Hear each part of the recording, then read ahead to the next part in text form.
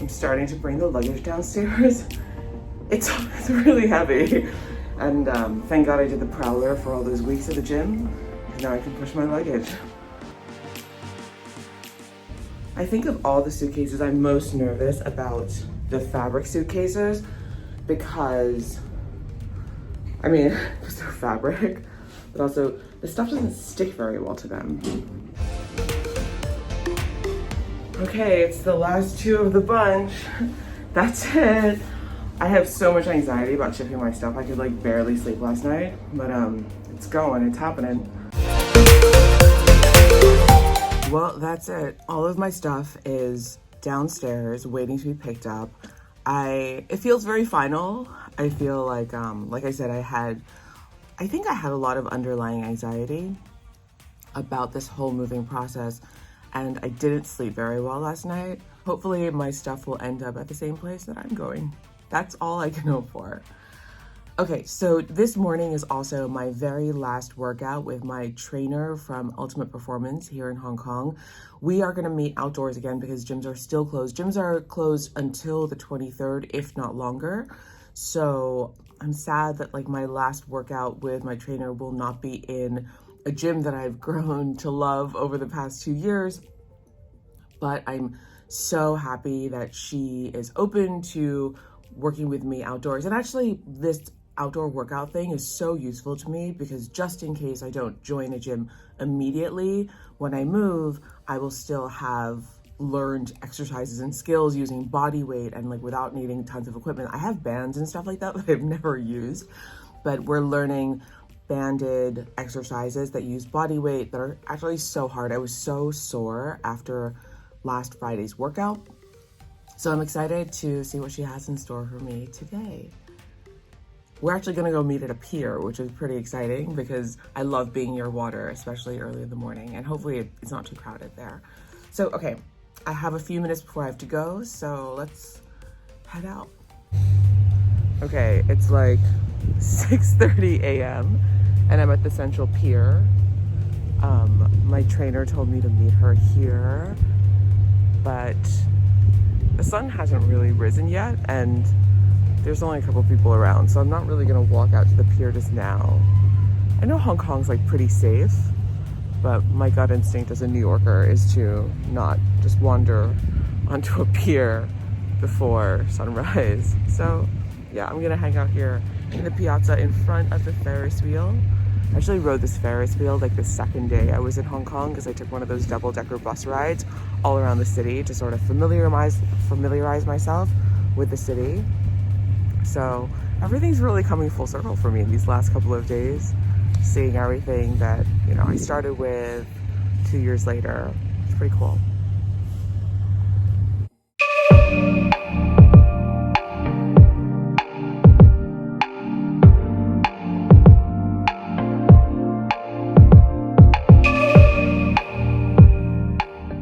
That's it. That was my last training session. That's Nicole back there. She's packing up. So that's it. My last training session here in Hong Kong. I'm sad to leave my gym and my trainers here because they're so amazing, but they're gonna help me find a new person at my next destination, and hopefully I can keep making progress. Okay, the sun came out finally, so it's like really nice here. Check it out.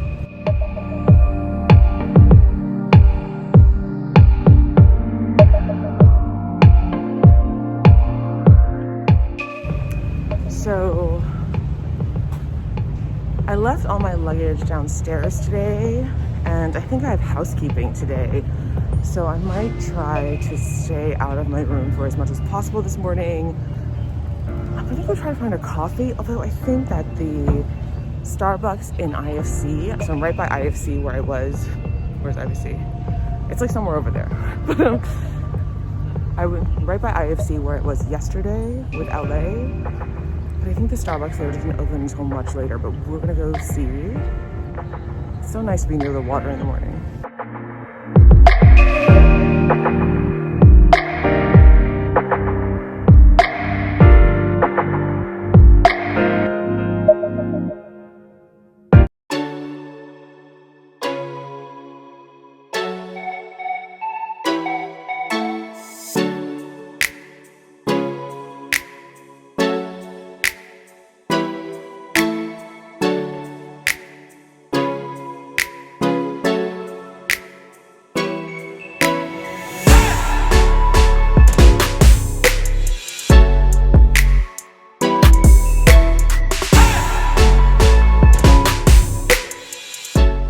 guys, welcome back. I am back in my hotel room now. I have showered, I have had a coffee, although I think I might need another coffee because I did sleep so badly last night.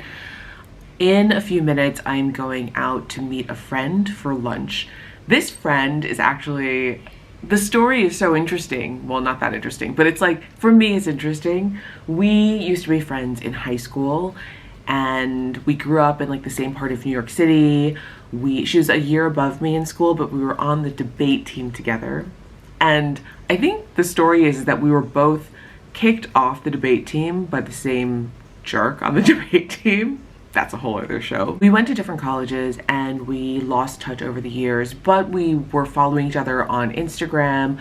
We were Facebook friends, but we weren't actively in touch. And I didn't realize that she lives in Hong Kong.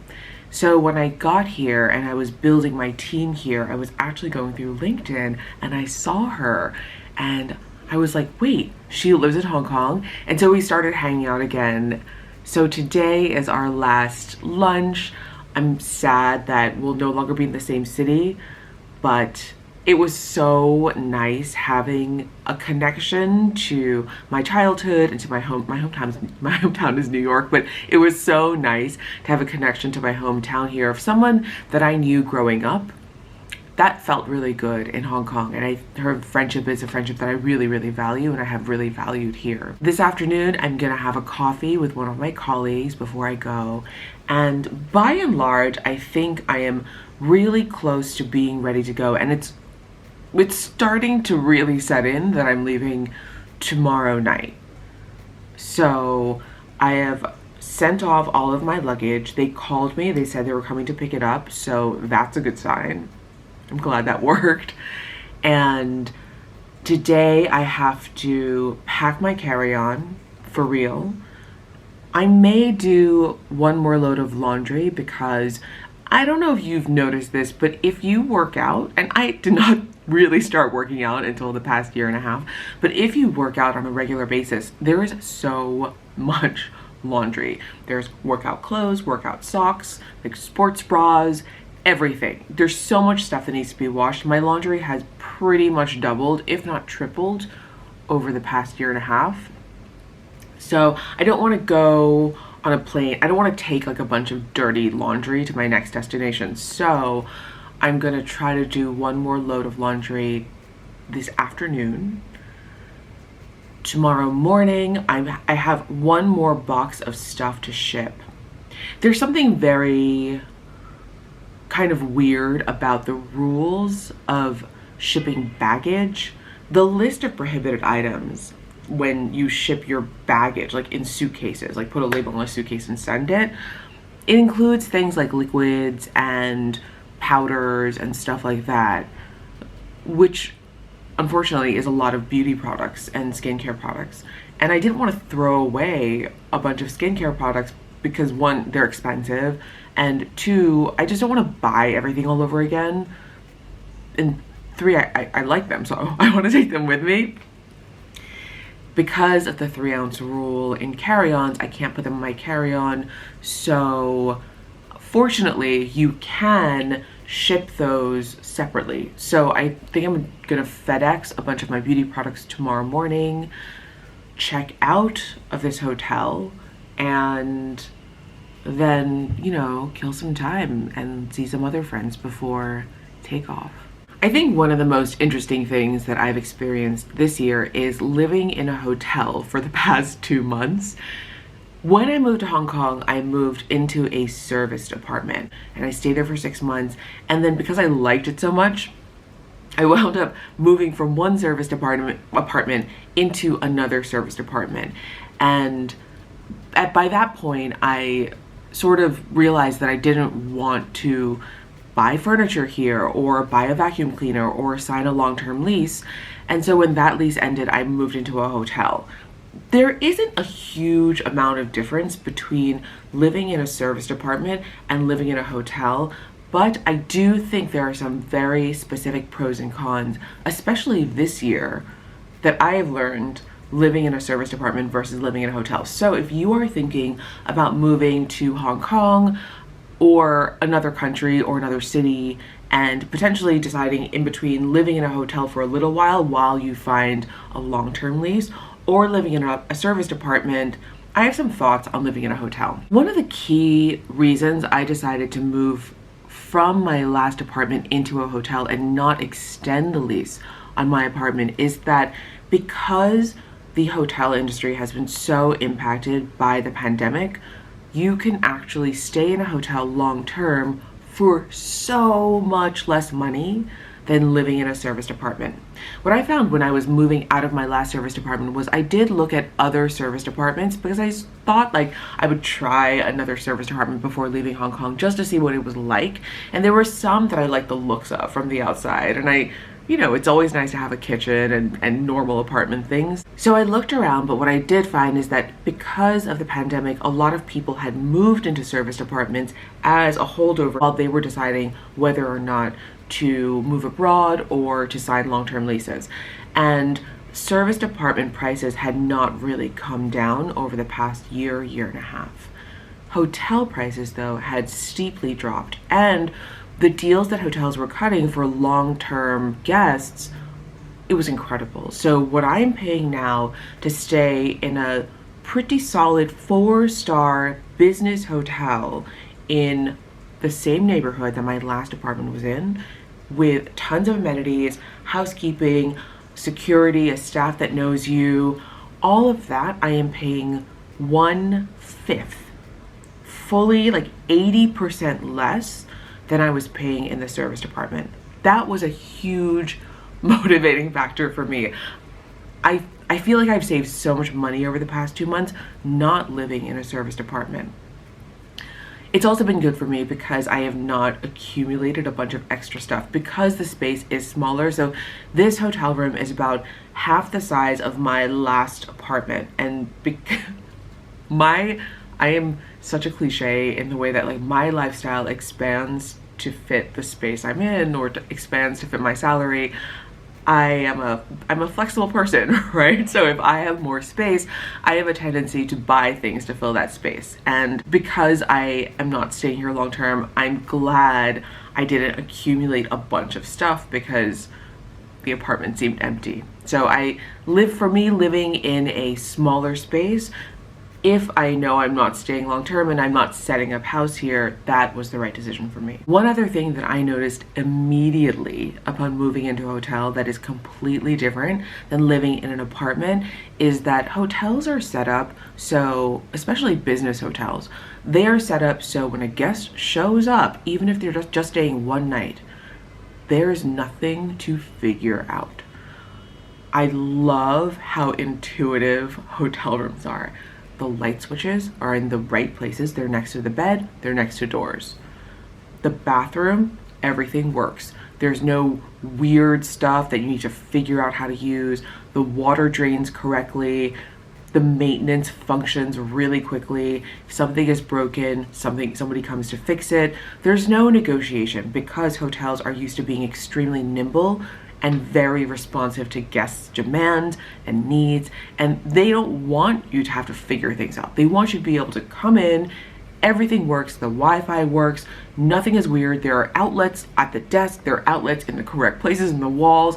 You can find the kettle, you can plug it in, everything makes sense. And that is the biggest difference that I found between living in a hotel versus living in a serviced apartment. Because essentially, a serviced apartment can be for guests who are staying 1 month or years. Some people live in serviced apartments their entire time, 10, 20 years living in Hong Kong. And because of that, those apartments are more apartment-like. So there are more design features where maybe they're not the most practical, but they are more aesthetically pleasing and like lifestyle pleasing or something than a hotel room, which does tend to be a little bit more basic, especially when you're staying in a business hotel like I am. So those are the two major benefits that I have noticed about staying in a hotel. Of course, there are cons.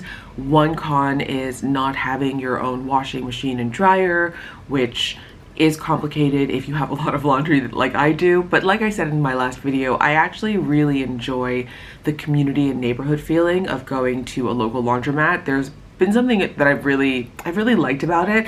It's made me really understand my neighborhood a little bit more. And the other huge drawback is if you stay at a normal hotel that's not a suite, or if you're not in a room that has a kitchenette, you don't have access to a kitchen, which makes eating a little bit more expensive. One of the good things about Hong Kong is that so many people eat out all the time. There are so many takeaway options that it's easy to get an inexpensive meal, or to go to like Marks and Spencer, or to go to a deli and get roast chicken and a healthy deli style meal. I would say that not having a dining room table makes everything feel very, you don't have a lot of choices, right? So I work at this desk, especially because we've been working from home for a few weeks.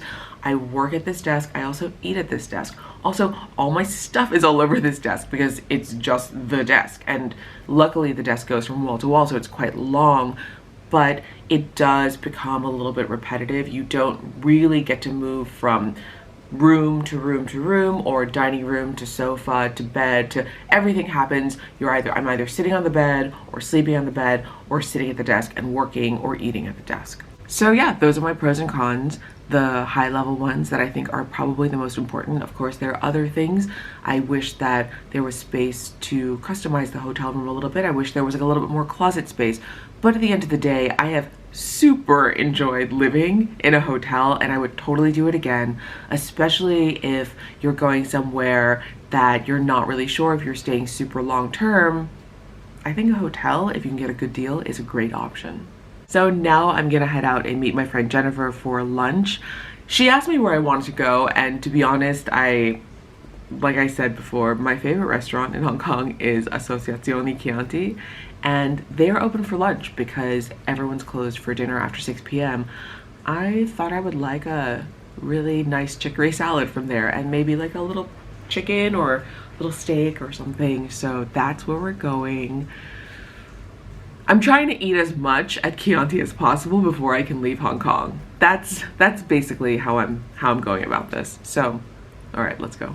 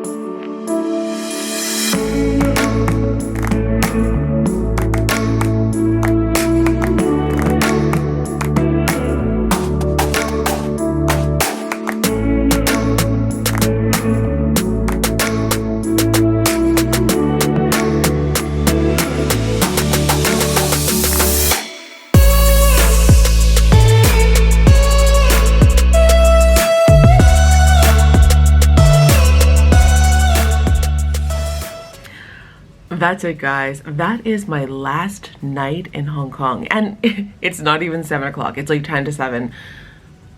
Obviously, because Hong Kong is in the 4th wave, all restaurants are closed after 6. So I've been honestly, like, I have not in the 2 years that I've lived in Hong Kong had as many meals lined up before 6 p.m. as I have this past week.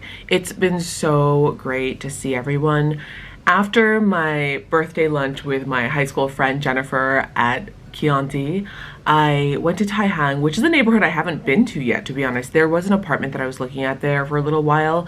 early days, but I never ended up visiting, and I went to get a coffee with my friend Coco, who I work with also, and that was really nice. And then I walked back from there through Causeway Bay. I panic bought some masks.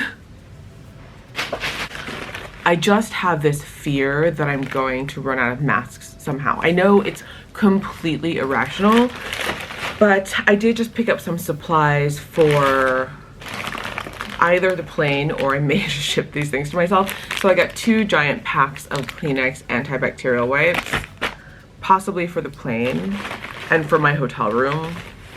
And then I don't know, I think I have to ship these. These are not going to fit in my carry-on, but I got 2 canisters of Lysol wipes, which, I mean, to be honest, I haven't been to a supermarket, so I saw those in the drugstore, so I picked them up. And then I got just some extra masks. And these I'm probably gonna ship. I got a packet of pink masks, which, if you learned from my video yesterday, are my new favorite. And I got some multicolor masks. So these are purple, pink, yellow, green, blue, and gray. So they're just multi-purpose, pretty standard medical 3-ply masks. And that's what I got. So yeah, that's what I did on my way back from Coffee with Coco.